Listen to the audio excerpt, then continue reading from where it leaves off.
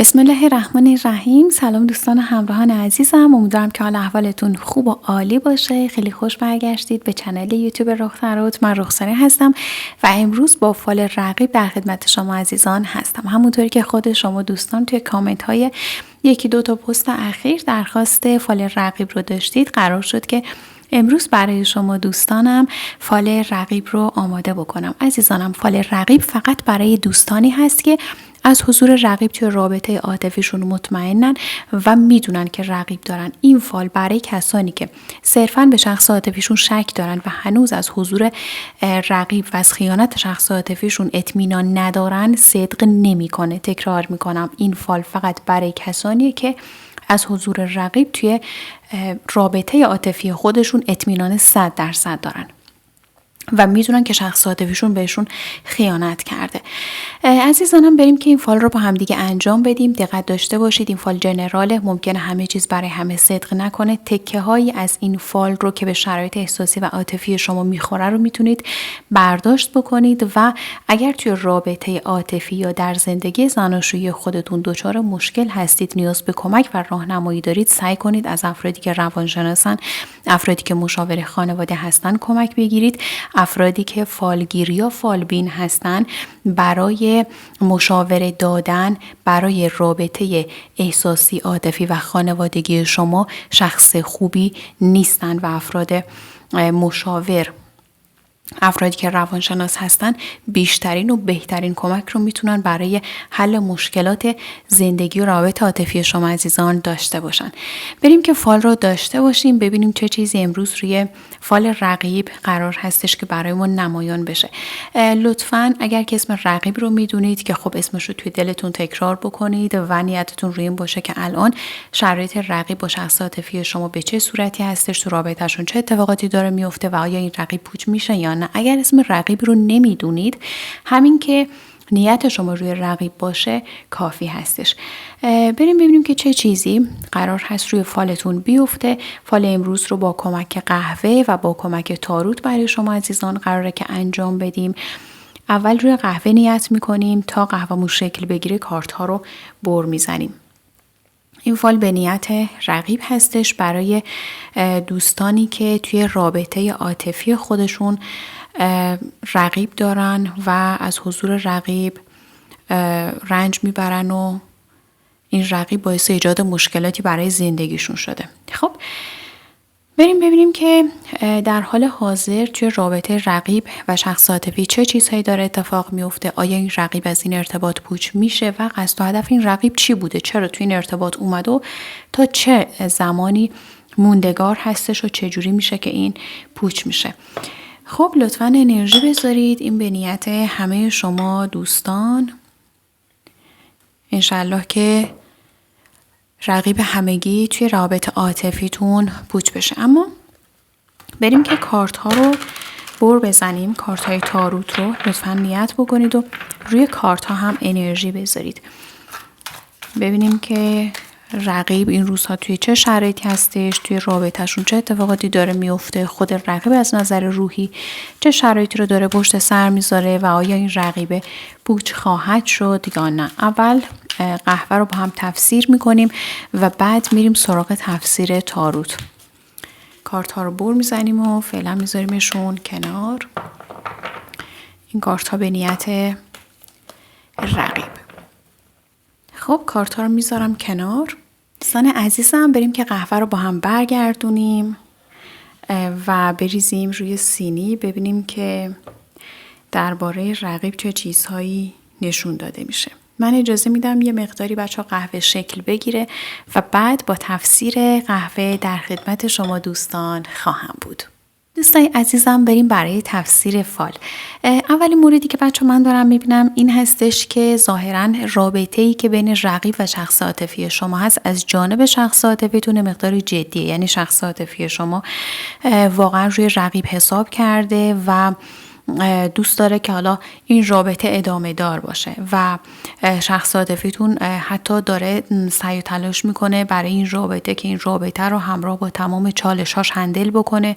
مسائل مشکلات رو حل بکنه و بتونه که در کنار رقیب بمونه. یعنی از جانب شخص عاطفی شما کشش و تلاش برای بهبود این ارتباط دیده میشه.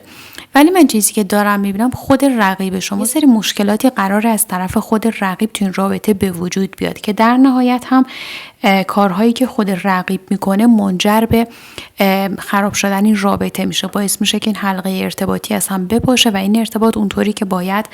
به انتها نرسه. اما من چیزی که بچه روی این قسمت دارم میبینم یک نقاب هسته. شخصی که به عنوان رقیب توی ارتباط عاطفی شما هست داره یک سری مسائل رو پنهان میکنه، یه گذشته‌ای داره، یاد داره یه سری کارهایی رو انجام میده که از چشم شخص عاطفی شما پنهان هستش و شخص عاطفیتون هنوز متوجه این مسائل نیست و خود رقیب شما هم میدونه که این پنهان کاری ها ممکنه که یه جورایی رو بشه و باعث بشه که این رابطه خراب بشه، ولی انگار رابطه با شخص عاطفی شما رو خیلی جدی نمیگیره رقیبتون و داره با خودش میگه که خب حالا روام بشه این رابطه خرابم میشه بشه.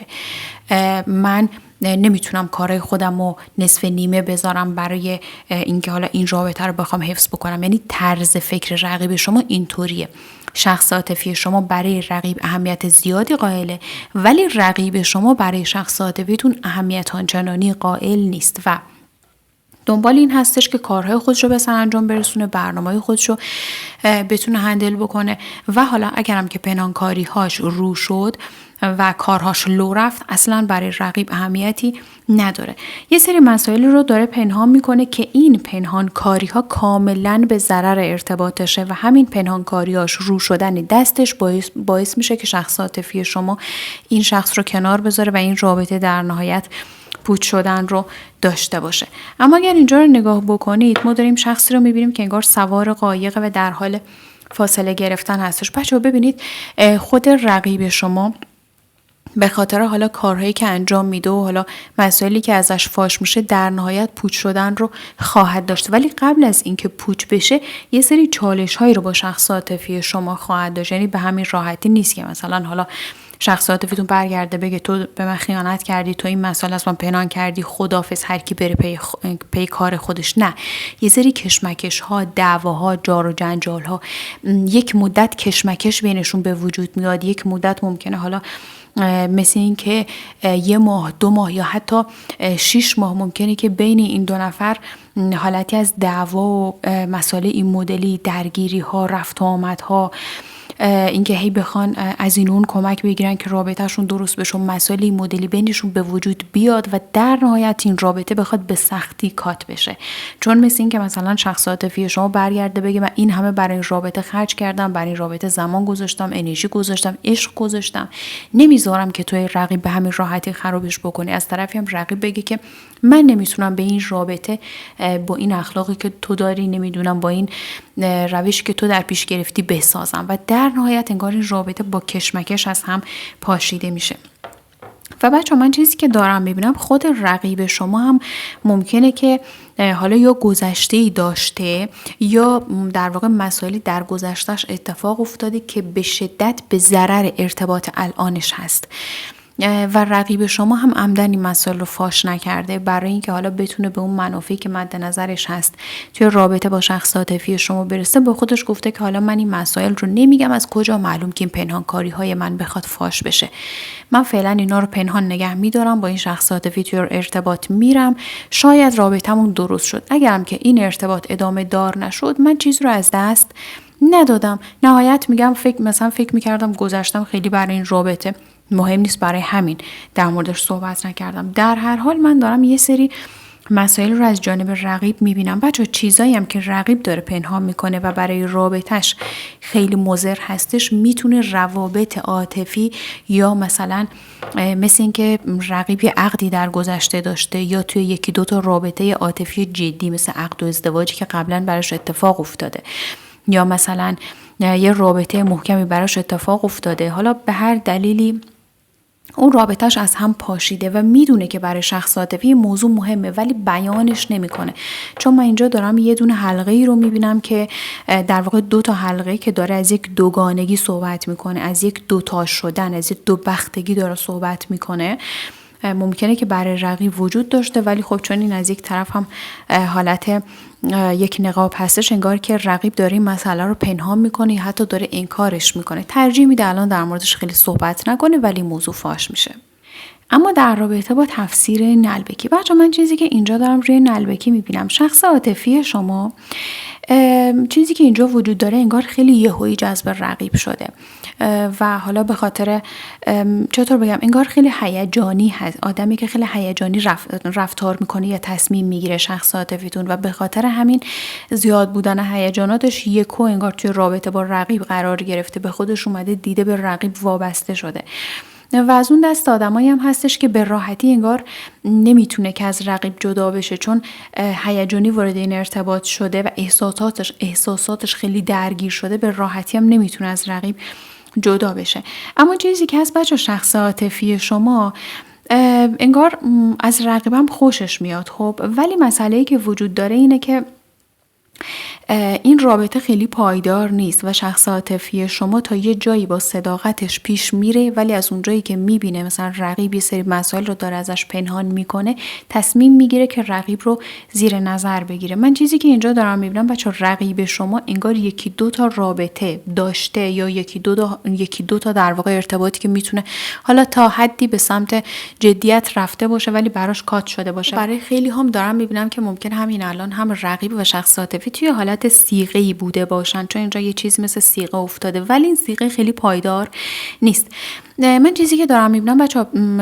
شخص عاطفی شما انگار یه مقداری به رقیبتون شک میکنه و تصمیم میگیره که این آدم رو زیر نظر بگیره. اگر اینجا رو نگاه بکنید، چهره شخص عاطفی رو داره نشون میده. شخص عاطفی شما یا بچه عینکی هستش یا آدمیه که به خاطر کارهایی که رقیب داره انجام میده، به خاطر پنهانکاری هایی که داره انجام میده، باعث شده که شخص عاطفی شما خواب آرومی نداشته باشه، آرامش نداشته باشه. یه جوری که دارم میبینم شخص عاطفی شما توی حالت وسواس گیر کرده، انگار مدام رقیب و کارهاش رو داره توی ذهن خودش مرور میکنه و با خودش میگه که نکنه الان فلان جا باشه، نکنه الان با یه نفر صحبت بکنه و به خاطر همین دارم میبینم انگار شب و روز نداره واقعا شخص عاطفی شما. خیلی وقتها برای اینکه بتونه رقیب رو بپیچونه تا بتونه زیر نظر بگیره کارهاش رو، انگار ممکنه یه جوری به رقیب دروغ بگه، مثل این که با هم دیگه بخوان قرار بذارن که مثلا فلان ساعت من میام دنبالت، بعد یهو شخص عاطفیتون برگرده بگه من نمیتونم یا مثلا قرارم کنسل شده، در حالی که عمدن این کار رو انجام میده برای اینکه ببینه توی اون تایمی که این قرارش رو کنسل کرده رقیب جایی میره با کس دیگه قرار میذاره یا نه. یعنی شخص عاطفی شما آگاهانه یک سری دروغ‌هایی رو داره به رقیب میگه برای اینکه عکس‌العمل رقیب رو بسنجه و رقیب شما رو هم دارم میبینم انگار این روزها خیلی از کارهای شخص عاطفیتون سر در نمیاره. یعنی شخص عاطفی شما خودش رو در یک حاله‌ای پنهان کرده، یه سری از مسائل رو به رقیب نمیگه و رقیب شما یه جوری توی خماری مونده که آقا این کجاست، چی کار میکنه، چرا در مورد کارهاش به من خیلی توضیح نمیده و این مسئله ذهن رقیب رو مقداری به خودش درگیر کرده. ولی خب چیزی که هست بچه، رقیب شما در نهایت لو میره و چیزی که من اینجا بچه دارم میبینم بین رقیب و شخص عاطفی شما ممکنه یه دعوایی به وجود بیاد که حاصل این دعوا از هم پاشیدن مسیر ارتباطی هستش. ببینید اگر که این 2 نفر توی مسیر حالا مثلا عقدی چیزی کردن و حالا قرار هستش که با هم دیگه ازدواجی چیزی داشته باشن، من دارم میبینم این ازدواج ممکنه که به سرانجام نرسه، حتی ممکنه کاراشو انجام داده باشن تا مرحله نهایی رفته باشن و مثلا قرار باشه فقط همون جشن 1-2 هفته بعدش انجام بشه، ولی یکو ممکنه این ارتباط از هم بپاشه و رقیب و شخص عاطفی شما ممکنه از هم دیگه جدا بشن. برای رقیب شما حروفی که افتاده حرف الف، میم، سین، حرف ب، حرف دال برای رقیب شما افتاده، ممکن از این حروف توی اسم رقیب شما باشه و چیزی که بچه وجود داره از اونجایی که شخص عاطفی شما رقیب رو خیلی در جریان کارهای خودش قرار نمیده و به تازگی تصمیم گرفته که از دور رقیب رو بپاد و ببینه که حالا این رقیبی داره چیکار میکنه، باعث شده که مقدار ذهن رقیبه هم درگیر بشه، یه مقدار انگار شاخکاش تیز شده که ببینه این شخص عاطفی چرا تازگی رفتارش با من تغییر کرده. احساس میکنه شاید مثلا از علاقهش کم شده، ولی نه، این علاقه کم نشده، ولی خود شخص عاطفی ظاهرا شک کرده به رقیب. و بچه من چیزی که دارم میبینم در نهایت این دو نفر از همدیگه جدا میشن و شخص عاطفی شما با یک دل گرفتگی، با یک دل شکستگی از رقیب جدا میشه و رقیب رو کنار میذاره. و چیزی که اینجا هست این در واقع کات شدنه همراه با یک دعواه، چون من اینجا یه چیزی مثل یه آتیشی رو میبینم که گور گرفته. اینا به راحتی از همدیگه جدا نمیشن، در واقع با صلح و مصلحت و آرامش از هم جدا نمیشن. اینا جدا شدنشون هم کشمکش های خاص خودش رو داره. و تایمی که شخص عاطفی شما بچه از رقیبتون جدا میشه، این آدم یه جورایی افسوس میخوره، به حال خودش انگار بخواد گریه بکنه، دلش بخواد به حال خودش بسوزه و انگار یه جورایی در فکر گذشته یا حتی گذشته ارتباطی که با شما داشته. به خصوص اگر که شما کسی هستید که اسمتون به الف یا هی آخر چسبان یا میم ختم میشه، کسی که اگر خودتون حرف ر، میم، ف، حرف الف یه همچون حروفی دارید، میبینم که شخص عاطفی شما بعد از کات شدن رابطش با رقیب دوباره بخواد یه عقب گرد داشته باشه، فلش بک داشته باشه به گذشته خودش. و اگر همچین حروفی توی اسم شما هست، انگار این آدم بخواد دوباره به فکر بازگشت به سمت شما بیفته. اما چیزای دیگه که بچه من دارم توی فال میبینم، ببینید رقیب شما داره یک سری مسائل رو یواشکی هندل میکنه، ولی فکر نمیکنه که این مسائل بخواد یکو سرباز بکنه و نمیدونه که این مسائل ممکنه رو بشه. رقیب شما بچه ها کلن از همون اول با دوز و کلک وارد این رابطه شده و کلن من شخصیتش رو یه آدم میبینم که آدم آسیب زننده یه، یعنی کسی نیست که مثلا بشه روی وفاداریش حساب کرد. شخص عاطفی شما چرا گفته اوکی من با این رقیب میرم توی رابطه، نمیخوام بهش خیانت بکنم، درسته به شما خیانت کرده ولی قصدش این بوده که با رقیب بمونه. ولی رقیبه از همون اولش هم با دوز و کلک توی این ارتباط اومده و قصدش هم این بوده که این ارتباط رو جدی بکنه، یعنی میخواسته که شخص عاطفی رو به یک مرحله‌ای برسونه که بتونه تا جایی که میتونه استفاده خودش از این شخص عاطفی بکنه. و کلا رقیب رو من شخصیت خیلی وفاداری نمیبینم. رقیب شما آدمی که یک سر و هزار سودا، آدمی که هیچ وقت گزینه‌های خودش رو از دست نمیده. و چیزی که اینجا افتاده بچه‌ها، نگاه اگر بکنید، رقیب و شخص عاطفی شما رو داره رو در روی همدیگه نشون میده. این دو نفر یه سری مسائل که بینشون فاش میشه، من دارم میبینم شخص عاطفی شما با یه حالت مظلوم انگار ایستاده در جلوی رقیب و ازش توضیح میخواد، یه سری مسائل رو براش توضیح بده، شفاف سازی بکنه. ولی چیزی که جالبه اینه که انگار رقیبه به جای این که بیاد توضیح بده اون مسائل رو، اشتباهاتی که کرده، کمکاریایی که تو این رابطه داشته رو بخواد برای شخص عاطفی شما توضیح بده، انگار دو قلت و نیمش هم باقیه، دنبال انگار یه جورایی طلبکار از شخص عاطفی شما و داره منت اون احساسی که تو این رابطه به شخص عاطفی شما داشته رو داره سر شخص عاطفی میذاره. بهش میگه که مثلا من این همه در حق تو خوبی کردم، اگر تو مثلا این همه برای من وقت گذاشتی، تو اینقدر منو دوست داشتی، منم عوضش اینقدر برای تو عشق گذاشتم و اینقدر تو رو دوستت داشتم. یعنی رقیبه انگار آدمی که از رو نمیره، با وجود اینکه یه سری مسائل ازش فاش شده و شخص عاطفی دیگه اعتماد و اطمینان قبلی رو نسبت بهش نداره، ولی انگار که یه حالتی که بخواد طلبکار باشه از شخص عاطفی شما و بخواد منت خوبیایی که در حق این شخص کرده رو سرش بذاره رو من دارم اینجا میبینم. و اگر نیت روی در واقع پوچ شدن رقیب هستش، بله، خود شخص عاطفی شما در نهایت با قلبی شکسته رقیب رو کنار میذاره. وعده پوچ شدن رقیب رو من دارم تقریبا روی 3 یا 4 وعده زمانی آینده میبینم که این 3 یا 4 وعده میتونه به هفته باشه یا نهایت به فصل باشه که فصل هم بخوایم در نظر بگیریم 3 یا 4 فصل میتونه نهایتا تا همون 1 سال آینده باشه، ولی چیزی که از خود شخص عاطفی شما متوجه میشه که چه اشتباهی کرده و این رقیب رو با دل شکستگی رها میکنه. اگر نیت دارید ببینید مثلا رقیب و شخص عاطفی با هم ازدواج میکنن یا نه، بچه من اینجا یه دونه حلقه رو دارم میبینم که شکسته است، اینو میبینید؟ نمیدونم تا چه حدی نور مشخصه، بذارم یه مقداری بیارم جلوتر نگاه بکنید. حلقه‌ای که این داخل هست تکمیل نیست، از این وسط شکستگی داره، ببینیدش؟ من بچه‌ها بین این 2 نفر جدایی دارم میبینم، بین رقیب و شخص عاطفی. حتی اگر که برنامه‌ریزی هایی برای ازدواج کردن هم ازدواج این 2 نفر ممکنه سر نگیره، ممکنه تا دقیقه 90 پیش برن، ولی نمیبینم که ارتباط اینها بخواد به سمت و سوی ازدواج بره. حتی اگر که صیغه چیزی بینشون بوده ممکنه در نهایت مجبور به باطل کردن این صیغه بگیرن. البته اینم بچه‌ها بهتون بگم رقیبه قبل از شخص عاطفی شما در واقع حالا یا صیغه هایی داشته یا عقدی چیزی داشته که به شخص عاطفی شما نگفته و همین موضوع ممکنه شخص عاطفی رو متوجه این مسئله بشه و خیلی آتیشی بشه سر این مسئله که چرا همچین چیز مهمی رو به من نگفتی. اما ببینیم که خود رقیب شما در حال حاضر توی چه شرایطی هستش. ببینید بچه‌ها، من چیزی که دارم میبینم رقیب شما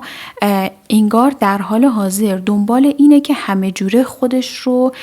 یه آدم موجه نشون بده، یه جوری که دنبال اینه که توجه شخص عاطفی شما رو جذب بکنه و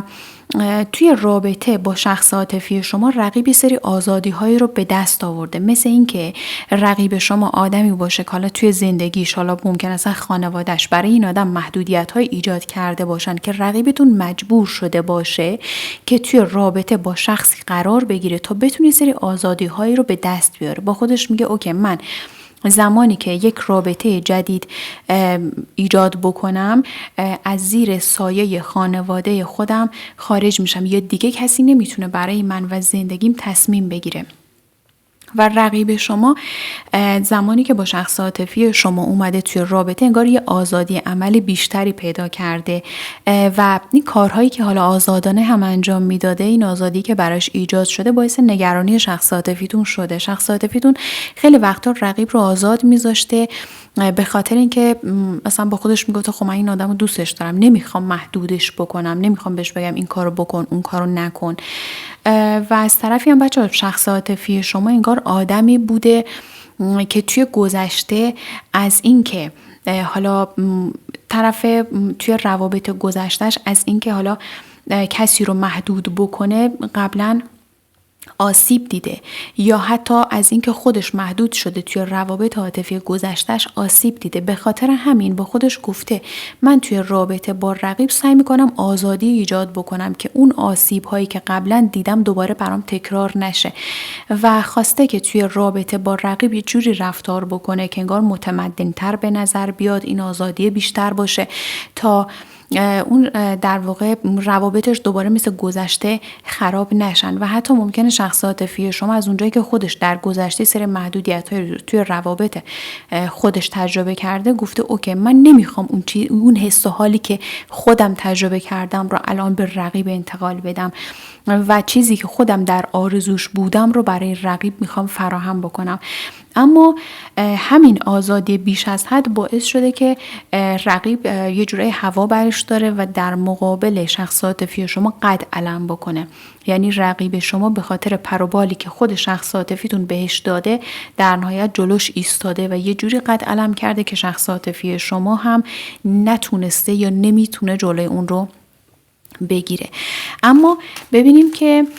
رقیب شما توی رابطه که با شخص عاطفیتون داره چه شرایطی رو داره پشت سر میذاره. رابطه رقیب و شخص عاطفی در حال حاضر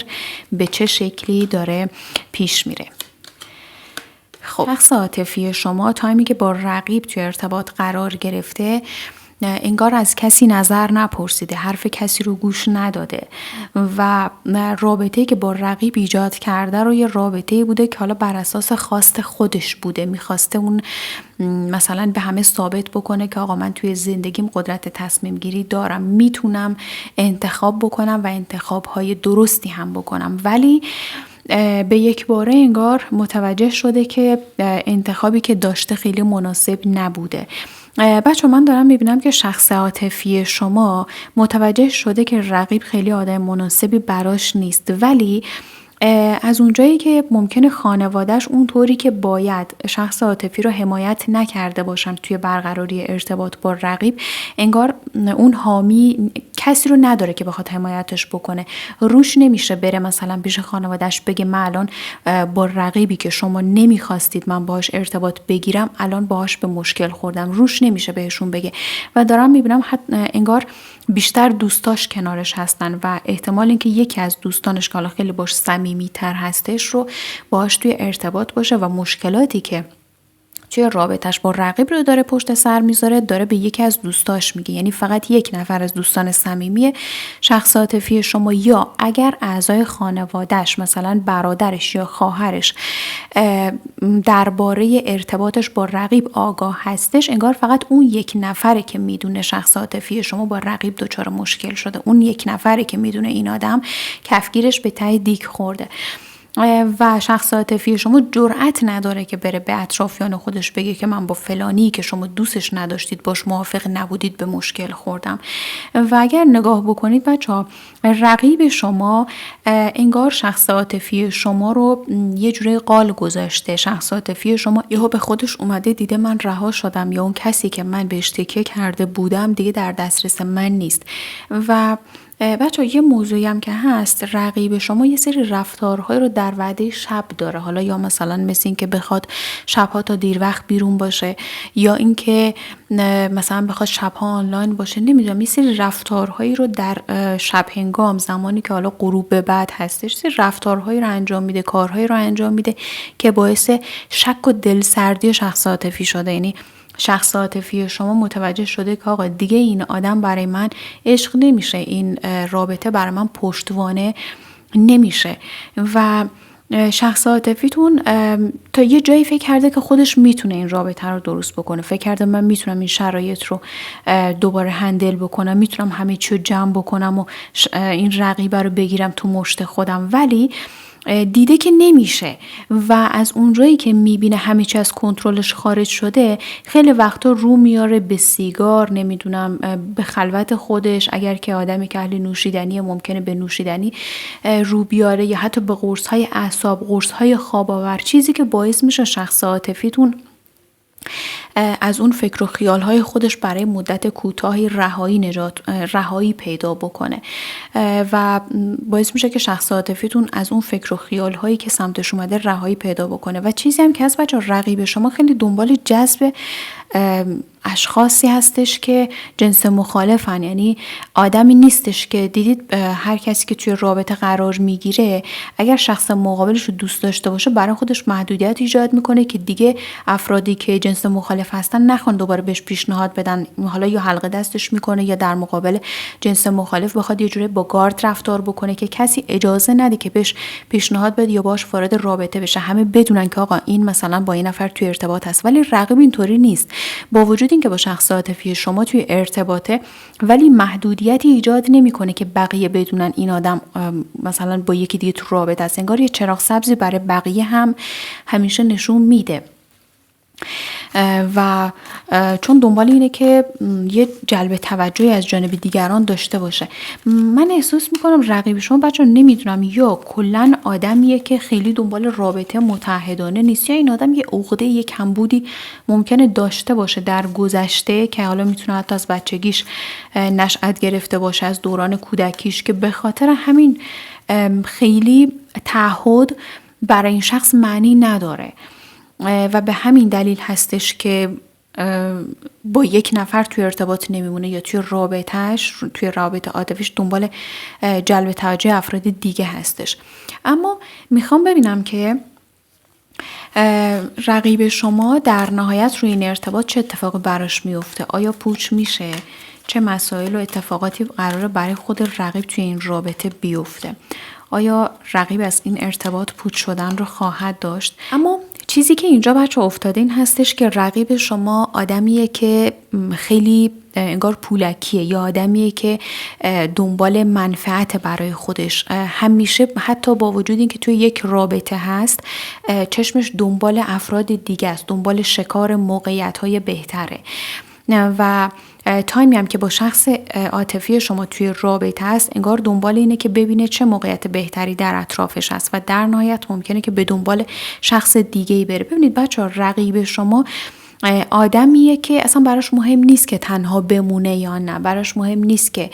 مثلا دیدید خیلی از آدم ها توی رابطه میرن میگن مثلا ما کسی رو داشته باشیم باهاش پیر بشیم، کسی رو داشته باشیم اگه پیر شدیم مثلا نسای دستمون باشه، همدممون باشه. رقیب شما اصلا این چیزا براش اهمیتی نداره. آدمی هستش که میگه تا زمانی که من وقت و انرژی دارم، تا زمانی که من سر پای خودم هستم،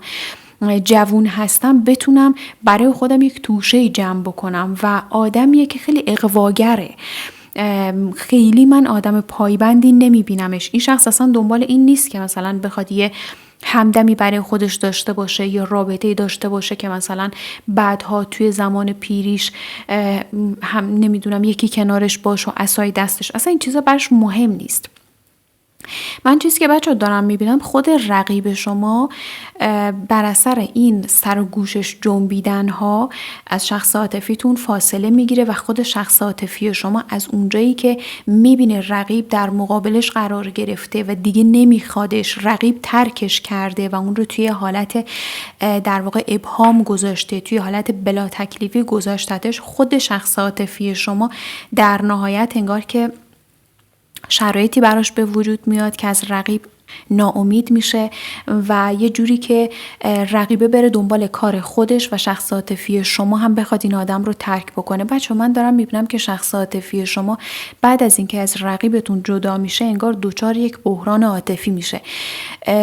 الان که از شما جدا شده شاید این بحران خیلی براش شدید نبوده باشه، شاید با خودش گفته که این رقیب میتونه جای شما رو براش بگیره، ولی تایمی که از رقیب فاصله میگیره میبینم که شخص عاطفیتون یه جوری که انگار چطور بگم پشتش خالی شده، انگار به زمین خورده، چون نه خانواده‌اش رو داره، نه کسی رو داره که بخواد حامی و پشتیبانش باشه. کسی که باورش کرده، رقیبی که براش برنامه زیاد داشته، برای رابطه باهاش برنامه داشته و میخواسته که حالا عمر و زندگیش رو به پای این آدم بریزه، یهو میبینه که این آدم همه چیزش رو برداره و بره، این آدم پشتش رو خالی بکنه. و من دارم میبینم خود شخص عاطفی شما، رقیبتون که میره دنبال اهداف و خواسته های خودش و شخص عاطفی شما هم که متوجه موضوع میشه از رقیب فاصله میگیره، چون میدونه رقیب دیگه کسی نیست که بتونه روش حساب بکنه. میبینمش توی حالت درموندگی میفته و اتفاقا توی همین حالت درموندگی ممکنه شما باش برخورد بکنید، دیدار و صحبتی ممکنه بین شما و شخص عاطفیتون اتفاق بیفته. ولی من دارم میبینم تایمی که شما شخص عاطفیتون رو میبینید شما اوضاعت خیلی خوبه. حالا ممکنه که یک زندگی بر خودت تشکیل داده باشی، ممکنه که شرایطت خیلی به ثبات رسیده باشه. شما رو من در جایگاهی میبینم که انگار شخص عاطفیتون محتاج این هستش که بخواد از جانب شما یه نیم نگاهی بهش بشه، یک ذره توجه بهش بشه. چون من شخص عاطفی شما رو خیلی دارم توی حالت عجز میبینم، توی حالت ناتوانی و در حالت نیاز دارم میبینمش، طوری که انگار نیازمند یک ذره توجه، یک ذره کمک. ولی اون تایم دیگه شما از اون بحرانی که داشتی، از اون بحران عاطفی نجات پیدا کردی و ممکنه حتی دلت هم برای این شخص عاطفی بسوزه، ولی نمیبینم که شما بخواید با شخص عاطفیتون پیوندی برقرار بکنید. انگار حالا یه دیداری، یه صحبتی بینتون برقرار میشه، حتی ممکنه که دلتون بالش بسوزه، مثلا شخص عاطفی بخواد که با شما صحبت بکنه یا بخواد که از شما دوباره انرژی دریافت کنه که بخواد رو پای خودش بایسته، ولی بهتره شما این کارو نکنید. بهتره که وقتی این آدم شما رو توی تنهایی رها کرد، به احساسات شما خیلی اهمیت نداد، بهتره که شما براش دل نسوزونید و با کمکی که از مشاورین میگیرید و با افراد آگاهی که مشورت خواهی داشت سعی کنید که راهی که درست هست رو انتخاب بکنید. اما ببینیم که خود شخص عاطفی شما تصمیمش برای رقیب چه چیزی خواهد بود. گرچه که اینجا مشخصه ولی میخوایم که اینجا بچه ببینید اصلا من واقعا حرفی برای گفتن ندارم. 8 شمشیر، 5 سکه و در نهایت هم کارت برج. دیگه بچه اصلا گویاتر از این نیست. اونایی که میگن من خودم در میارم دیگه میبینید کارت ها رو من دارم جلو خودتون میکشم. در نهایت شخص عاطفی شما با هجوم افکار مختلف ممکنه مواجه بشه و طوری که تمرکز، آرامش از این شخص گرفته بشه و حتی ممکنه مورد سرزنش دیگران قرار بگیره. افراد هی بخوان سرکوفتش بزنن که این چه کاری بود تو کردی، این کی بود که باش رفتی توی رابطه، این چه بدبختی بود که سر خودت آوار کردی. و داریم میبینیم که شخص عاطفی شما در نهایت ممکنه که تنها بمونه توی حالت افسوس، توی حالت چه کنم توی یک برزخی ممکنه قرار بگیره که خودش انگار دنبال راه نجاتی برای خودش هست ولی نتونه راهی رو برای خودش پیدا بکنه. و اینجا هم دیگه کارت برج دیگه، خود شخص عاطفی شما این رقیب رو کنار میذاره و اوضاع خودش رو هم دارم میبینم بعد از کنار گذاشتن رقیب اوضاع خوبی نیست. یعنی بعد از این کاتی که این وسط اتفاق میفته خود شخص عاطفیتون هم ممکنه به شدت از نظر احساسی ضربه ببینه و توی یک بحران خیلی شدید قرار بگیره. و حالا اگر خواستید باهاش دوباره توی چون من میبینم که شما دوباره با شخص عاطفیتون تایمی که شخص عاطفی و رقیب از هم جدا میشن شما یک دیداری با شخص عاطفیت خواهی داشت. اگر خواستی باهاش توی ارتباط قرار بگیری این دیگه در واقع تصمیم خودت هست که حالا میخوای ارتباطتو با شخص عاطفیت از سر بگیری یا نه. ولی اگرم خواستی که باهاش توی رابطه قرار بگیری باید با یه مشاوری، با یه کسی صحبت بکنی، با خانوادت مشورت بکنی که به شما این اجازه رو میدن که بخواید با شخص عاطفیتون دوباره یک بک بزنید، دوباره بخواید باش تو رابطه قرار بگیرید یا نه. این دیگه تصمیم خود شما خواهد بود. ولی اینو بهتون بگم که بعد از این شکست شخص عاطفی شما روی پیشنهاد دادن به شما رو نداره. شما باش مواجه میشید، صحبت بینتون اتفاق میفته، ولی اینکه اون بخواد به شما پیشنهاد بده که دوباره بیا توی رابطه قرار بگیریم نه. ممکنه با شما سر صحبت رو باز بکنه و به این بهانه با شما توی صحبت قرار بگیره که مثلا بخواد با شما درد دل کنه و شما یه مقداری دلتون براش میسوزه، ولی اینکه بخواد بهتون بگه بیا با هم تو رابطه قرار بگیریم روی این رو نداره. و اینکه حالا شما بخوای باش تو رابطه قرار بگیری تصمیمی که خودت میگیری، خب که بخوای دوباره بهش برگردی یا نه. ولی من چیزی که دارم میبینم به نظر من اگه به شخص عاطفیتون خواستین برگردین حتما با یه نفر مشورت بکنید، چون شخص عاطفی شما احساس میکنه خیلی بد شما رو رها کرده. بنابراین برای برگشت بهش به سادگی نباید تصمیم بگیرید و حتما باید یه مشورتی با خانواده، با اطرافیان، کسایی که شما رو توی حال بدتون دیدن باید حتما داشته باشید و با کمک اونها بتونید یک تصمیم درست بگیرید. در هر حال حقیقتش من نمیبینم که برگشت به شخص عاطفی کار درستی و عاقلانه‌ای باشه، ولی خب دیگه تصمیم خود شما هستش بر اساس اون چیزی که تو رابطتون تجربه کردید. اما اگر میخواید که از پا افتادن شخص عاطفی رو ببینید، تنهایی و زجرش رو ببینید، حتما شاهد این موضوع خواهی بود. و اینم از فال او و رقیب. امیدوارم که دوستش داشته باشید و به جواب نیتتون رسیده باشید. ممنون که با من تا به این لحظه همراه بودید.